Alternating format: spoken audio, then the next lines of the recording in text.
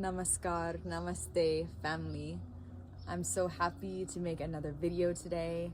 I wanted to share my experience in Tennessee at this ashram called Isha, Institute for Inner Sciences. And I wanted to share this experience while it's still fresh in my memory, because right now it is about June 6th and I arrived at the ashram on May 9th of 2023. And I wanted to share with you a story, my experiences, some of my realizations, while it's still fresh and living within me. And what my intention is to bring that calmness, bring these practices, these techniques, this balance, this harmony, health, vitality, this wisdom, this ancient knowledge back to the society, back to wherever I'm traveling. So I arrived at the ashram, Krishnan and we were about to leave. But then he said, scan the wall because there's like flyers and events. And he said, check out what programs are happening. So then I scan it and I see, wow, there is a woman's program for 5 days, intensive meditation. I didn't read any of the description. I went into this being so curious and just open to receive because I've already done 2 programs, Inner Engineering, Shambhavi Mahamudra, and I had such profound experiences and just a catapult to my spirituality just by experiencing those 2 programs. So I was already willing, I've had the funds saved up, and it seemed like the perfect timing. So wow, there's a women's program happening tomorrow morning, and I can check in tonight and sleep in the Mahima. And the Mahima is a big dome on the campus at the ashram. And I was just all in, no fear, no questions, no doubt. And I just signed up that day and asked the front desk, like, how do I check in? And I was really excited, happy about it. And I've been meditating for a few years now, so I feel I'm ready for any sort of challenges or new information. I'm ready to even step up my meditation practice a little bit more. So a lot of the women who are in this program, they have bought a flight, they've traveled from all around the world. One girl said it took her 40 hours to get here. And me, I was just already at the ashram, just traveling in the school bus, always stop in Tennessee most of the time. And I just felt like it was just such perfect timing. I barely had to do any effort to really get there. And I'm here now. That's the best time to just totally involve yourself. So I pack my backpack up full of a few clothes and get myself checked into the Shoonya meditation. And I was preparing myself to wake up pretty early and sit for a while. And really, when they say advanced meditation program, this is very true. I have never sat in meditation for so long, doing a certain technique for many hours. And I remember they fed us all these foods. I usually eat raw vegan, mostly raw, and eat a lot of fruit. In their lifestyle, they eat savic, I think it's called, Ayurvedic, and sometimes they have milk or ghee, but it's mainly fruits, vegetables, and a lot of cooked food and soups, which I'm not used to eating all of these spices. So I went into this program kind of just letting all guards down of what I think I should be, how I think I should eat, and what I think meditation is. I just left it up to these teachers and the program of how they recommend me to do things, how they recommend me to dress, eat, what time to go to bed, what time to wake up, how many times to do the meditation. I was willing to let go of everything I know and just fully involve myself in this program, not knowing anything, like a newborn child. I have already been studying yoga for 10 years now. It is insane how fast time flies by. And I've been teaching yoga for 6 years on and off. So I was just willing to let go of a lot of things that I've learned and start eating cooked food again, maybe some dairy. I was doing my best to be off the dairy, but I am pretty sure some of the food had dairy in it. And I got to say I did feel amazing for this program. I still love raw foods, but the way they fed us with the spices they had, warming, cooling, it just was the first time in my life where I felt so balanced, and balanced in the way in which we were meditating all day, doing breath exercises all day, so my lungs were cleansing. I felt like I was floating. I felt I could just look into everyone's eyes with so much love and compassion, and I was just so excited to wake up every day that I woke up before the big drum beat, because we all slept in the same room. And this room has a certain amount of energy. It's a consecrated place, which means basically the energies are alive, they're active. It's even easier to drop into a meditative state. So I feel all things are possible when you're in a consistent meditative state. And what I noticed too is when you are in this consistent meditative state, it's that much easier to not be stressed. It's that much more simpler to not react. It's more simpler to be pleasant and be connected to spirit. It's so amazing to be connected to your breath beyond the body. It is so much easier to just drop in and be patient. So when I say all things are possible in this meditative state, that you get way more out of meditation than just being stress-free. You get to really witness what's within you and how powerful you are. And I remember sitting in meditation and all of these ideas come raining down, and I get so much inspiration and creativity in my life and what projects I want to start next. And to me, that's a blessing. I've tried to find that inspiration through, scrolling on Pinterest to get ideas, to social media, to leave it in the hands of someone else.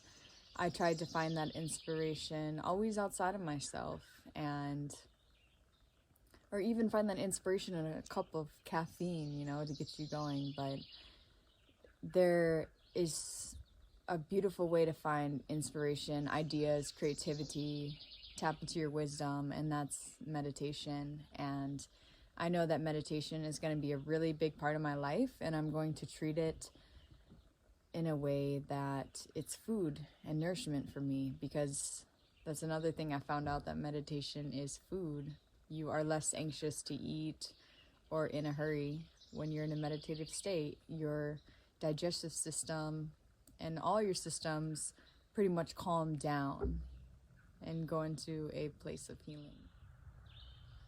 Another beautiful feeling I have received from meditation is that I have felt very happy and stress-free and calm, but there was something different about this feeling. It didn't come from thinking about being happy or thinking about being grateful or saying positive things or saying positive affirmations or even doing anything like hula hooping or drawing a photo or doing something kind for someone.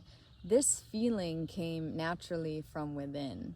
It didn't come from any outside validation or outside experience. It was simply just sitting in meditation and doing these breathing techniques and holding different mudras. And I felt so much vitality in my organs. I felt like I was getting younger.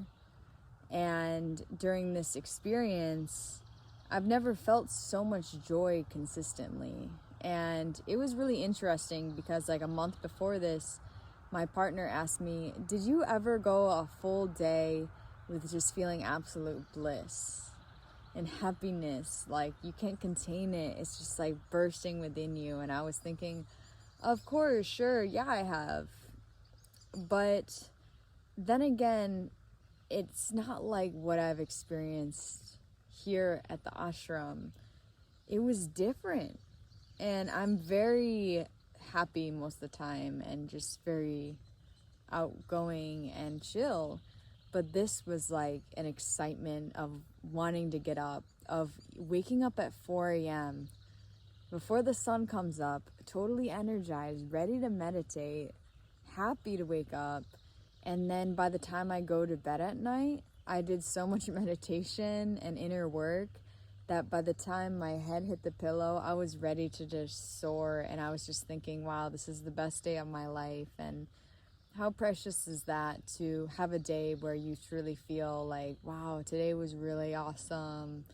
And this didn't come from buying anything. This didn't come from getting gifts or accomplishing anything. It really was just, sitting in meditation and eating certain foods that help balance the body, the cooling, the heating elements to that, and just being in an environment where people are all working on themselves. It's just really beautiful. There's like no triggers. There's not one time where I felt like my ADHD or my dyslexia made me feel like I was not enough, or I never felt angry or anything this whole entire time. And I just felt like that was the longest I've ever been, just feeling so stable within myself with not having outside validation, because I can return back to my inner joy by hula hooping, dancing, doing yoga asanas, but the main thing was just meditation and breathing and balancing the hemispheres of the body. And to me, that was just kind of mind-blowing. It's like, I've known this the whole time, that you don't need anything outside of yourself to make you happy. Even if you're in a relationship and you feel all these sweet emotions, it's still, everything is created from within ourself, our source. And it's really beautiful too, like to go to a program to really get in tune with your spirituality and to enhance that relationship with yourself.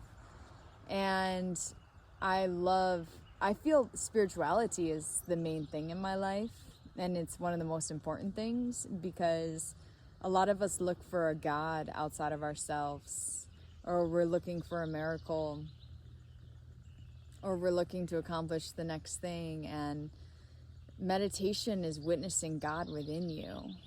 And that may sound like maybe extreme or like too good to be true, but it's really real. Any question you have, and this is a sensation too that's flowing within you. And it's amazing that God is like this energy, this life force, this prana, they call it, and it's vibrating. When you cleanse yourself out in a certain way, you can feel the tingles on your lips, on your organs, behind your back, on your lower back. And what's beautiful about these yogic practices that they're teaching all of us, 80 women in this room, getting agent knowledge and actually experiencing it for themselves.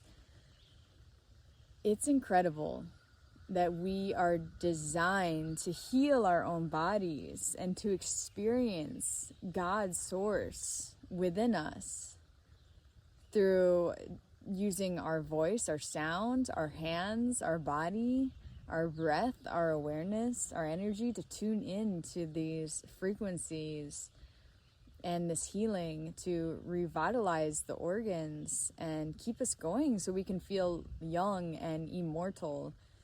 And that's another thing. We do this chant every day. I've done it for like 2 years, every day, this chant. And a part of it in English is from mortality to immortality. And I feel I'm understanding what immortality actually means. It doesn't mean that, oh, we're going to live forever and the point of life is to see how long we can live and be like hundreds of years old. No, it's more, to me, just having a body of a yogi. And what that means is not letting gravity define us or take us down. When I have my chin up, when I have my spine erected in meditation for hours, I feel immortal. I feel nothing can bring me down. I feel even more energized, even more powerful. Time and aging and years on my life doesn't mean I'm slowing down or it's getting harder. it only means I'm disciplining myself in the spiritual practice to a point where when I have my chin up, it feels like my face is getting younger, like getting cleansed. And maybe it doesn't look like that on the outside, but on the inside, I feel I'm glowing and I'm vibrant and I'm stable and I'm more in control of my emotions. And that's what I desire for every living being, to really manage their emotions and take control of their life and know that life doesn't control us. So that was the main thing, is that inner validation. So karma is outside action, outward action. It's you're doing something, maybe kindness. You can have good karma, right? Like doing something kind, planting a tree, dancing, singing a song, and then you feel good from that. But kriya is an inward action. And inward action means meditation. You're closing your eyes, you're breathing, you're getting in tuned with your inner awareness, your consciousness, and you get to take these small little actions and these techniques and use them in a way to connect with your highest self. And that brings out inner joy, is knowing how powerful you really are. So that's amazing to learn the difference between kriya and karma. And also knowing that the way you posture your body, if you're slouching, if you have your arms crossed, if you're like in a certain way, that affects your mood, that affects your anatomy, the way you're slouching, your actions in your body, but it also affects your psychology and your emotional stability. So I'm really becoming more aware as I'm redesigning my body to be even more strong and capable of receiving health and this sort of spiritual abundance, is always make sure that, my chin is slightly up, I'm aware of my breath, and my spine is strong, and I'm not being lazy. I'm not allowing my mood or the outside to make me feel like, ugh. So that really helps. Whenever I feel tired, I just rub my palms together, sit up tall, and just keep continuing. Because I feel meditation is something you have to show up to daily. At least where I'm at now, I'm really learning how to meditate by myself without no guidance. And it was really simple and beautifully laid out in this meditation program, because the teacher was the best yoga teacher I've ever experienced. And I've been to yoga teacher trainings and went to many different classes, learned from many different spiritual teachers, and the teacher here at Isha, I've never had a teacher ask me and fill out a form if I have had any injuries, if I have any psychological issues, or if anything runs in my family, and then afterwards she interviews you. And that to me is someone who really cares, a yoga teacher who really cares and really knows what's up and how to serve you or attend you or to make this experience even more possible for you and what you're going through, because yoga and meditation is for everybody. And even if you have schizophrenia, dyslexia, ADHD, depression, anxiety, you can still do this practice. And you can even possibly dissolve most of these psychological disabilities or even diseases in your body by having a daily practice, by following the techniques. And that's why I'm pretty much obsessed with yoga now, because I've seen these transformations happen inwardly in my daily life and even outwardly in my ability to respond and coexist with the world, in which it's in a way that it's not only me existing, but it's everybody existing, and I can't just tend to myself. I have the ability to make an environment pleasant for the people around me, even if it's in the simplest ways. And being conscious is such a beautiful way to live, because you get to coexist with everybody and you get to be a part of the evolution and you get to inspire people to be the greatest versions of themselves. And in this realm of consciousness, it does feel so infinite. It does feel like I just started. It feels, wow, there's so much more to be discovered within myself. And if I'm just discovering this and this is incredible, then I'm so happy for what else life can be, life's potential can possibly be. So yeah, it's so beautiful to get out of bed at 4 a.m.